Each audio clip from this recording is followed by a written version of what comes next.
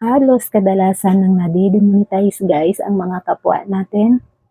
Tutorial ang kanilang mga content dahil mga feeling bright kami.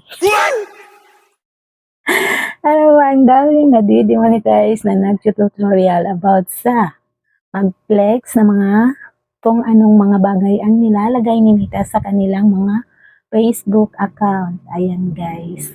Sa mga hindi pa dyan nakaranas guys, huwag kayong basta-basta mag-flex kung anong mayroon update si Mita sa inyong mga Facebook account. Dahil privacy niya yan.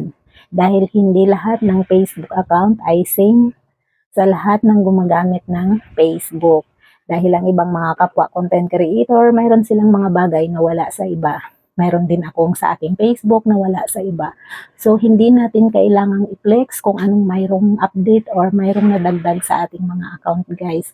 Kung anong mayroong binigay sa atin o kung anong mayroong free at kung mayroong hindi free sa iba. Ayan guys, yung dapat natin na tandaan. Alam nyo ba, mayroon din isang sikat na content creator na overlay lang siya ng galing sa kanyang Facebook account.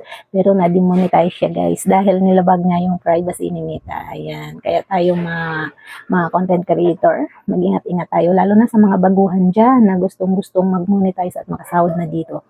Kaya mag-ingat tayo sa pag-flex ng mga bagay about sa mga ganyan guys. Dahil makalabag tayo sa palisihan ni Mita guys. Kaya ikaw, kung gusto mong hindi ma-demonetize, ingatan natin yung account natin guys. Kasi yung iba nag-iingat din pero nadadali pa rin dahil sa mga feeling bright nga kami. Good morning, have a nice day.